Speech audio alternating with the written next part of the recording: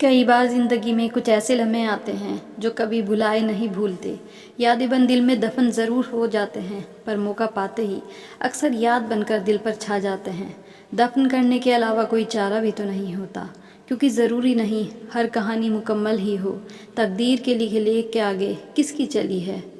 फरवरी माह आते ही कनू बेचैन हो जाती। गुलाबी सर्दी की गुलाबी यादें दिल के दरवाजे पर दस्तक देने लगती। कभी उन यादों पर ताला लगाने की कोशिश करती तो ज़िद्दी बच्चे की तरह सारे बंधन तोड़ आंखों में आंसू बनकर बाहर निकल आती। फरवरी की गुलाबी सर्दियों वाले दिन पिछली रात ही ज़ोरदार बारिश ने सर्दी और बढ़ा दी। यूं पहाड़ों के मौसम का कोई ठिकाना नहीं होता। सुबह भी आसमान पर काले बादलों का साम्राज्य था। सूरज भी अपनी रज़ाई से बाहर आने में सुस्ती कर रहा था। कनू यानी कनूप्रिया अपनी रज़ाई में घुसी अगले दिन के लेक्चर की तैयारी कर रही थी। माँ के खांसने से उसे याद आया, माँ की दवाइयाँ ख़त्म हो गई हैं। अब रज़ाई से निकले बगैर कोई चारा न था। शाम हो चली, सोचा स्कूटी से जल्दी हो जाएगा और अंधेरा होने से पहले वो मेडिकल शॉप से दवाइयाँ ले घर आ जाएगी। दवाइयाँ ले लौट ही रही थी, रास्ते में स्कूटी ने आगे बढ़ने से मना कर दिया। कनू स्टार्ट करने की कोशिश करती, पर स्कूटी भी ठंड से उसके हाथों पैरों की तरह अकड़ी जा रही थी। शाम गहरा रही थी, कोहरे का कहर भी बढ़ रहा था। कनू ने परेशान होकर इधर उधर देखा, सामने बस स्टैंड देखा, उधर बढ़ चली। वहाँ भी कोई नहीं था। ठंड की वजह से आवाजाही भी कम थी, सड़कें सुनसान हो रही थी। हड़बड़ी में कनू मोबाइल भी घर छोड़ आई थी। ठिठुरती कनू समझ नहीं पा रही थी कि स्कूटी वहीं छोड़ दे या घर ले जाए। आसपास कोई शॉप या मैकेनिक भी नहीं दिख रहा था। बाइक की आवाज़ सुन कनू चैतन्य हुई। सामने से गुजरते बाइक वाले को हाथ दिया। बाइक आगे जाकर रुक गई। बाइक वाला पीछे आया। कनू डर गई।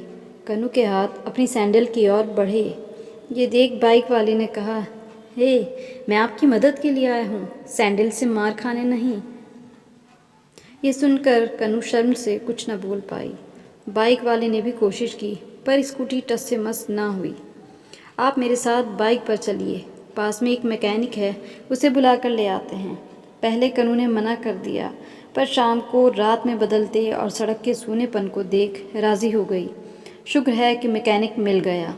जब तक मैकेनिक स्कूटी ठीक करेगा, हम पास के टपरी में चाय पी लेते हैं। ठंड बहुत है, बाइक वाले ने कहा। कनू राज़ी हो गई। दोनों टपरी के कोने में खड़े होकर चाय पीने लगे। चाय पी जब वह बस स्टैंड पहुँचे तो मैकेनिक ने स्कूटी ठीक कर दी थी। जल्दी में कनू स्कूटी स्टार्ट कर घर आ गई। घर में उसे याद आया, उसने बाइक वाले को धन्यवाद तो दिया ही नहीं, ना ही उसका नाम पूछा। रात बार बार बाइक वाले की याद आती रही। कनू खींच गई। सुबह कॉलेज गई, दिन भर काम में उलझी रही। तभी स्टाफ रूम में एक परिचित की आवाज़ सुनाई दी। कनू ने पलट कर देखा तो वही बाइक वाला। अरे आप यहाँ? सॉरी मैडम, मैं आपका पीछा करता नहीं आया यहाँ। कल तो सैंडल पड़ने से मैं बच गया था, नाटकीय स्वर में उसने कहा। सब हंस पड़े। देखिए मिस्टर, जब तक कनू अपनी बात पूरी करती, जी बंदे को प्रतीक कहते हैं, उसने कहा, तो एक बार स्टाफ रूम में फिर से हंसी गूंज उठी। पता चला वो केमिस्ट्री का नया प्रोफेसर है।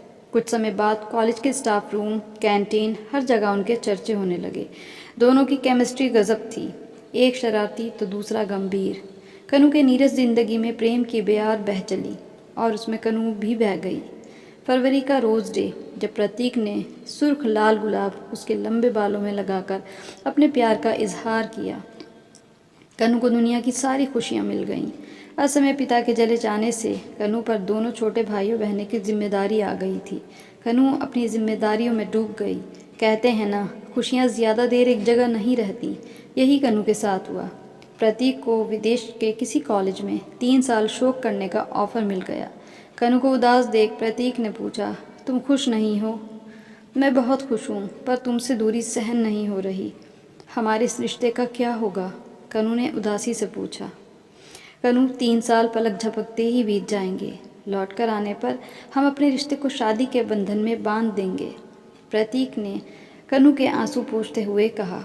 कनू एयरपोर्ट पर प्रतीक को विदा कर लौट आई। उसका कहीं मन नहीं लगता, हर जगह उसे प्रतीक ही दिखता। प्रतीक रोज़ वीडियो कॉल करता, कुछ समय बाद वीडियो कॉल फ़ोन कॉल में बदल गया। साल भर बाद बिज़ी होने के चलते प्रतीक का फ़ोन कम होने लगा। फिर फ़ोन आना भी बंद हो गया। कनू ने कई बार प्रतीक से बात करने की कोशिश की, पर नाकाम रही। धीरे धीरे भाई बहनों की भी शादी हो गई। कनू माँ के साथ अकेली रह गई। कुछ समय बाद उसकी माँ भी बेटी की शादी का अरमान लिए चली गई। प्रतीक ने कहा था वो ज़रूर लौटेगा। कनू का शाम का सिंदूरी होकर सूरज डूबने लगा। कनू यादों के भंवर से निकल हकीकत में आ गई। कनू अब कॉलेज कैंपस में रहती थी। कुछ समय पहले कॉलेज की तरफ से ऑक्सफोर्ड जाने का मौका मिला। वहाँ कनू की बचपन की सहेली रोज़ी, जिसके पापा वहीं सेटल हो गए थे। कनू ने उसे कॉल किया। रोज़ी ने कनू से कहा, तू मेरे घर ही रुक जा, मेरे पति खुश हो जाएंगे भारतीय मेहमान को देखकर। कह कनू को एयरपोर्ट से अपने घर ले आई। रोज़ी के घर पहुँचते ही जिस पिक्चर पर कनू की निगाह पड़ी, उसे देखकर कनू बर्फ़ की मानिंद ठंडी हो गई। रोज़ी अंदर से अपने पति को कॉल करने गई। वापस आकर देखा तो बैठक में कनू नदारद थी। उसी टैक्सी से कनू होटल चली आई। बार बार बजते मोबाइल को साइलेंट पर रख दिया। कॉन्फ्रेंस ख़त्म होते ही कनू भारत वापस आ गई। रोज़ी को कैसे बताती, उसका पति कनू का प्यार प्रतीक था, जिसके प्यार की कशिश से वो इतने साल महकती रही। उसकी बेवफाई से उसका दिल टूट गया था। प्रेम का ये रूप कनू की समझ से परे था। काश एक बार तो सच बोल देते, मैं इंतज़ार न करती, कनू के दिल ने कहा। कनू ने फिर पीछे पलटकर नहीं देखा। पता चला प्रतीक जिस प्रोफेसर के अधीन शोक कर रहा था वे रोज़ी के पापा थे। कंपटीशन की दौड़ में प्यार हार गया था। बस तब से वो और उसके स्टूडेंट ज़िंदगी का अहम हिस्सा बन गए। तो ऐसे ही बहुत सी प्यार की कहानियाँ अधूरी रह गई होंगी। तो हमारी आज की कहानी आपको कैसी लगी कमेंट करके बताइएगा ज़रूर। अच्छी लगी हो तो इसे लाइक ज़रूर कर दें, शेयर ज़रूर करें और मेरे चैनल को सब्सक्राइब करना ना भूलें। कहानी देखने के लिए बहुत बहुत शुक्रिया।